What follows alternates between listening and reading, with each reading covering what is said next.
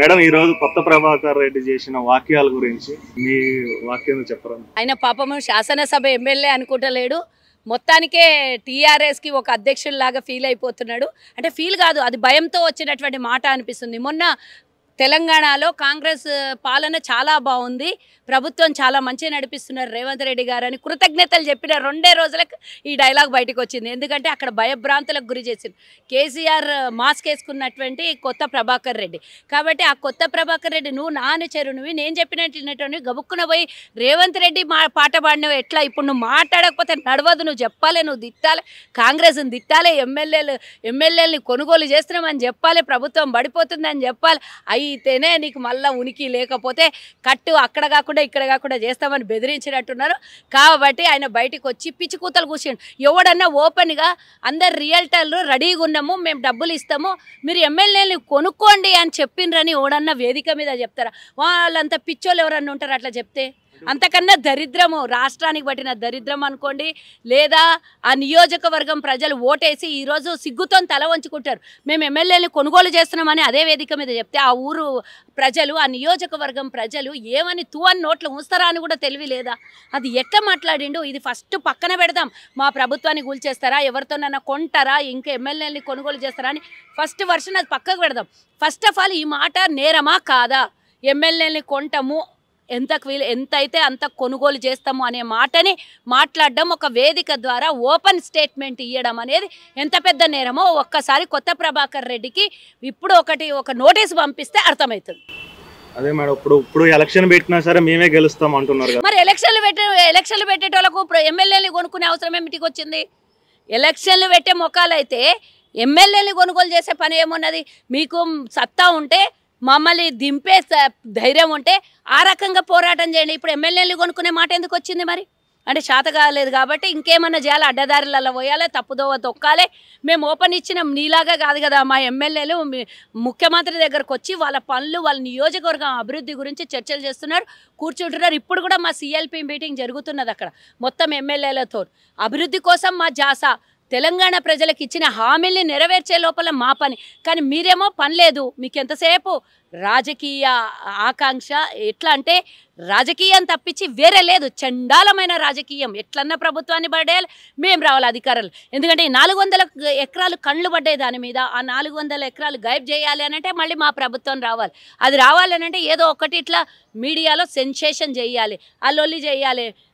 కాకపోతే మా ప్రభుత్వాన్ని భయపెట్టియాలి. నువ్వు భయపెట్టిస్తే భయపడే ప్రభుత్వం కాదు, తొక్కుకుంటూ వచ్చినటువంటి ప్రభుత్వం అది. రేవంత్ రెడ్డి మీకు 100 ఫీట్ల లోతుకు తొక్కుకుంటూ వస్తే తెలంగాణలో కాంగ్రెస్ ప్రభుత్వం వచ్చింది. తొక్కుకుంటూ పోయి పాతాళంకు దొక్కిన మీరు పైకి రావాలనంటే చాలా సంవత్సరాలు పడుతుంది. వస్తారో రారో, పాతాళంలోనే ప్రాణాలు పోతాయో తెలియదు.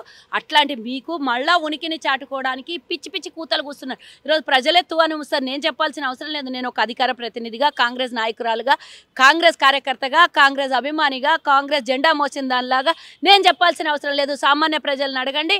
మేము రియల్టర్ల చేత ఎమ్మెల్యేని కొనుగోలు చేస్తాము అనే మాట ఎంతవరకు సమంజసం వాళ్ళే చెప్తారు మీకు ఆన్సర్. సన్న బియ్యంలో నూకలు 40% ఉన్నాయి అంటున్నారు, దాని గురించి?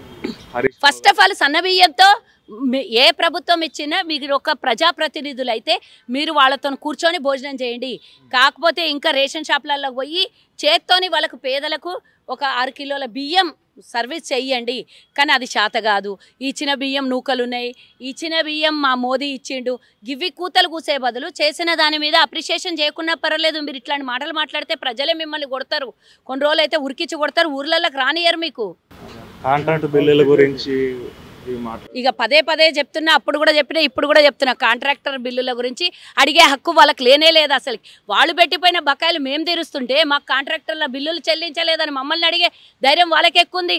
ఎడమకాలు చెప్పు తీసుకొని కొట్టి ఆ రోజు వసూలు చేసేది ఉండే కాంట్రాక్టర్లు అందరు. అరే మాకు కమిషన్లు తీసుకున్నావు, కాంట్రాక్టర్లు చేయించుకున్నావు, పని చేయించుకున్నావు, ఆ పనికి వచ్చిన డబ్బులు ఎక్కడ పోయినాయి?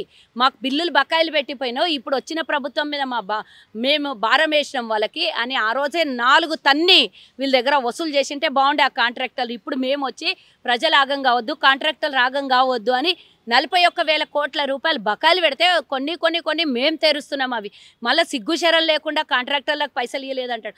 గతంలో ప్రభుత్వం ఏర్పడిన కొన్ని రోజులకే సర్పంచులకు పైసలు ఇవ్వలేదంటాడు. ఆ సర్పంచులకు డబ్బులు మేము బాకీ పెట్టిపోయినాం. సర్పంచులు చేసిన పనికి బాకీ పెట్టిపోయిందే మీరు. మీ హయాంలో సర్పంచులు సూసైడ్ చేసుకున్నారు, మీ హయాంలో సర్పంచులు రాజీనామా చేశారు. అదంతా తీసుకొని వచ్చి మమ్మల్ని ఆపాదిస్తే మేమేడికెళ్ళి తేవాలి? ఎక్కడి నుంచి మాట్లాడతారు? అసలు సిగ్గుశరం ఉన్న మాటలేనా? వీటికి సమాధానం చెప్పడానికన్నా ఎక్కువగా వేచి చూద్దాం, ప్రజలు వీళ్ళకి తీర్పిస్తారు.